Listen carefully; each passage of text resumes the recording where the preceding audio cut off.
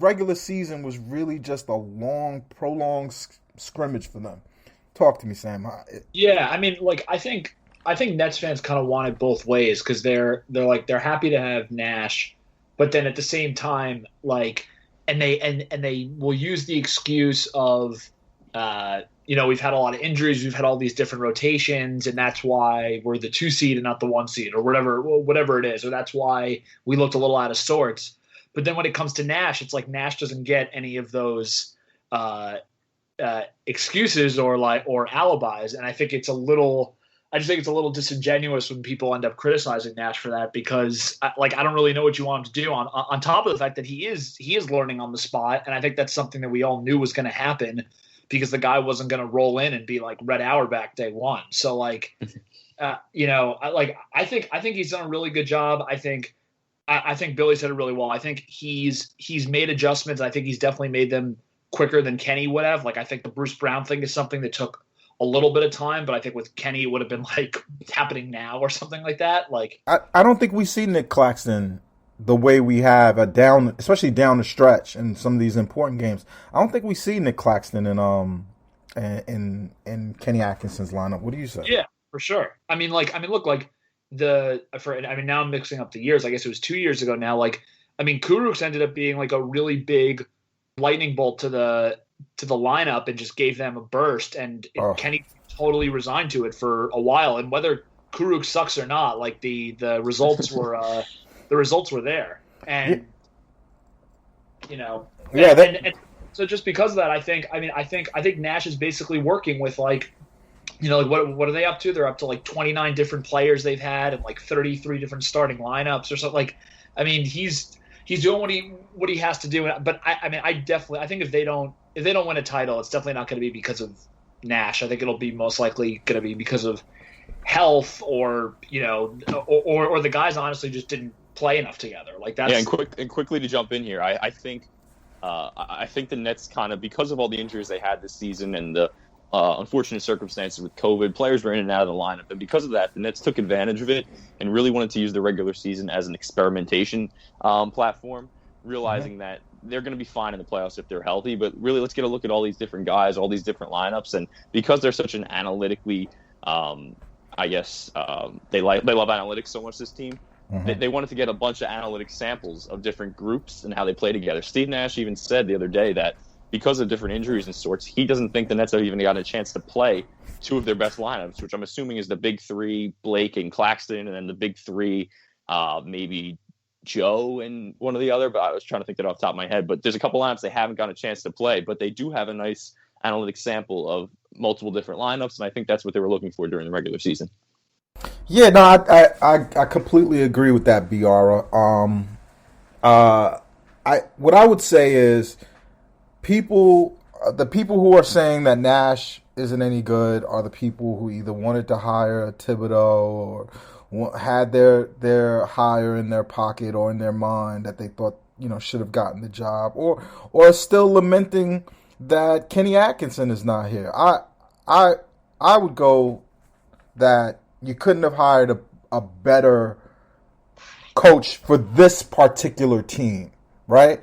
You're not gonna you're not gonna use Alfred Payton. You're not gonna use Kyrie Irving the way a Thibodeau runs Alfred Payton into the ground with playing 42 minutes and shooting 24%. Like, this is not the team that's gonna do that. And what they needed in a team leader, what they needed in a coach, was someone who Kyrie can look into his eyes and go, yeah, this dude knows what he's talking about. This guy understands it, and I really believe that's a win. And I also think that Kyrie, with the way Kyrie's mind works, and guys, you can tell me if I'm kind of making Kyrie an arch villain here, but I just don't think he would have listened to anyone else. He will listen to Steve Nash because Steve actually did it on a higher level. And if you listen to these guys talk, even when they're doing interviews, there's like a smirk on their face. There's like basketball players don't think about it like that. We don't look at things like that. We don't, and maybe that's athlete snobbery, or for lack of a proper term of that phenomena, but I can sense that was the guy they needed, and he also happened to be one of Sean Mark's best friends. He also happened to be very close to Jacques Vaughn. And I think the offense they wanted to run was this D'Antoni offense from the beginning, and they just hired the best quarterback of that offense. Does any of that sound crazy to you, Sam? No, I think everything you said is pretty spot on. I don't know. I mean, I just find generally, I think the Nash criticism to be pretty low hanging fruit for this team. Like, I think it's, I think a lot of the stuff also, he's basically in like a lose-lose, because if they don't win, I'm sure he'll get some shit. And if they do win, it's going to go to the players. But I mean, you also look at what he managed beyond the injuries and all that stuff, but even just like he's so good at diffusing, all the different crap that comes with having three superstars on the team and getting asked questions about when guys are coming back and all of Kyrie's stuff that, like, I don't know. I think he's done a really good job in year one. I don't really have many issues with him. Has anyone had better Has there ever been a Nets coach that has better press conferences than Steve Nash? Have you ever seen someone so charismatic, Billy?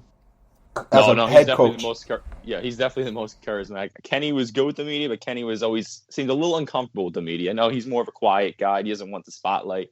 Jason Kidd really didn't give too much of the media. Avery Johnson was always complaining the team was losing most of the time. So, and then you had PJ who did media for years. So PJ was good, but Steve Nash, he's charismatic. He's used to being in the spotlight as an MVP, and I think a lot of what you said is true. It has all the ingredients of a team have to fit together, have to complement each other. So while Steve Nash may not be a better coach for the Knicks than Tom Thibodeau, I think Steve Nash is a better coach for this Nets situation than Tom Thibodeau. Whereas if you look at even in MLB right now, Tony La Russa, he's a Hall of Fame manager with the Cardinals, with the A's. He's had a great career, but now he's with the White Sox, and that's just a bad fit for him. I mean, you look at one of the best players on that team, Tim Anderson. He's known for being a showboat or flashing, that new age baseball player, and it just doesn't fit well with that team. So you have to look at your squad. I think a lot of what we talked about looking for a coach last summer was someone that's going to work with the personalities of KD and Kyrie.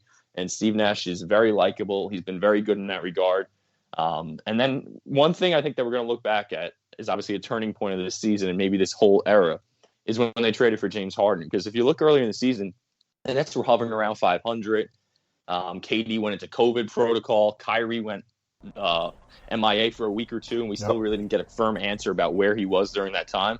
Steve Nash, that was the one blip in the radar where he said something to the media where raised some eyebrows, where he seemed kind of not knowing where Kyrie was, where I think he probably should have kept that in-house a little bit. But he said something of that nature. The Nets weren't doing great, and then they traded for Harden. If they didn't trade for Harden there, KD went into COVID protocol, Kyrie wasn't around, the team was kind of hovering around 500. That's where it could have went off the rails a little bit, especially since Karras ended up, unfortunately, obviously having that cancer scare. Wow, could you imagine? The Nets probably wouldn't have found that out until later in the season, which would have been very bad for Karras, obviously. But had they found that out, they would have been even without Karras. So it really could have gone off the rails there. And then Harden coming in kind of injected new life in this team. Kyrie then returned a few games later, and they really started going. But Harden is just a pivotal part of this team, and I think Steve Nash has been just the perfect coach for this squad, really. It is amazing to watch, man. Let's talk about the series more. Let's kind of get to the nitty-gritty here.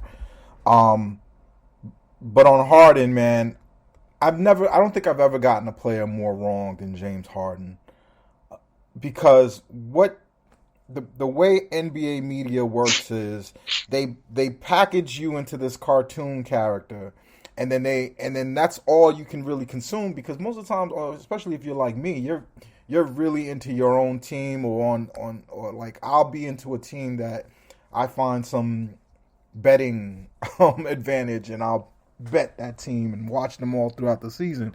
But I never really watched Harden in Houston, except in the playoffs and from time to time on a League Pass game. And the person that the media made me understand him to be, and not to blame the media, I think I'm a grown man. I think I have enough media training to understand that this is nonsense that I'm watching. But still, there's a media caricature of James Harden that I bought into, and I regret it because this, like, for as much of a, what I didn't want was a me guy at a time when you needed Ubuntu, you needed a teamwork, you needed family, you needed brotherhood. I didn't know James Harden was going to be um, a catalyst for togetherness, for winning, for good vibes. He's like he's like Jason Kidd and freaking Theo Pinson mixed in together. Less dancing, more slurpee, more smoothie drinking, but he's vibes and skill set. He makes players better on the court. Billy, we've had private conversations about this.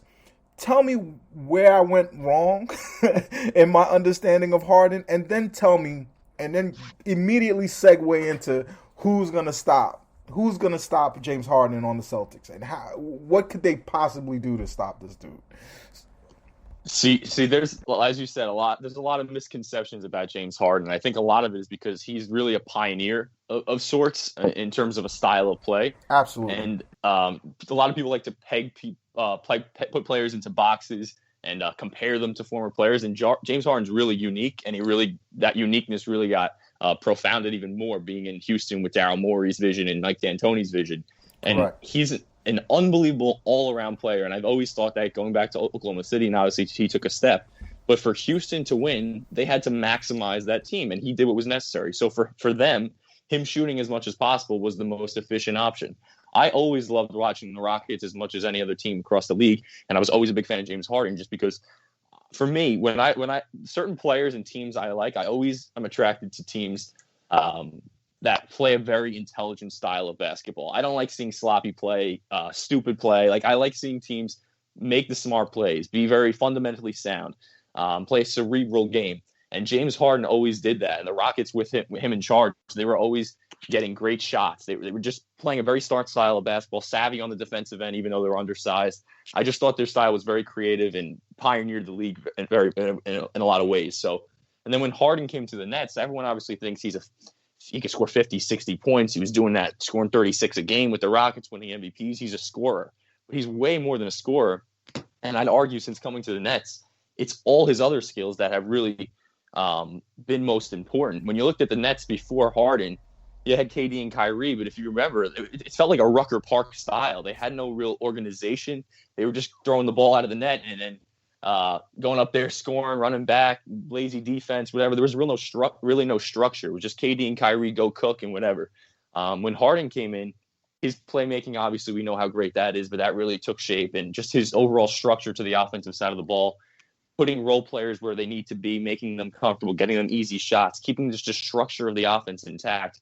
And then defensively, he's very underrated. Everyone always said James Harden was a bad defender, but he's a true 6'5", 6'6", and stocky. Like, he can guard down in the post on switches, and that's been huge for a team that's been trying to switch since the beginning of the year. I think he's 6'5" both ways. I think height and width. Yeah, I mean, but he's maybe the Nets' best post defender on the team, and for a team that switches so often, that's so huge. And when you play him with Nick Claxton, we'll get in Claxton later, I'm sure, but Claxton's elite at switching onto the perimeter. I'd actually argue he's better on the perimeter than he is inside as a defender. So when Harden and Claxton switch a pick and roll, they're kind of getting switched into their strength. So that really helps the Nets defense there. But Harden's just done so much.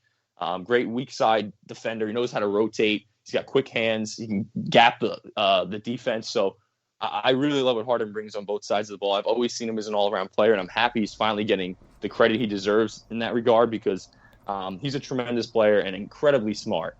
And I think he's the Nets' most important player. I think if they lost KD for a series or whatever, I think the Nets with Harden and Kyrie would have a better chance to win a title than KD and Kyrie.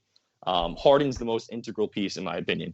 If it's Harden and KD or Harden and Kyrie, that team could still win the title. If they lose Harden and it's KD and Kyrie, I think that team's a little short. So he's the most important player, in my opinion. He's the vocal leader of this team, in my opinion. And Nets got to hopefully get him back into full speed, playing 35 minutes and at his best basketball. Use that first round now to do that. And then hopefully going into the Bucks and Sixers, potentially, he's back up to full speed because he's so important. Who can who can slow him down on the Celtics? Is there something they could do? This is for you too,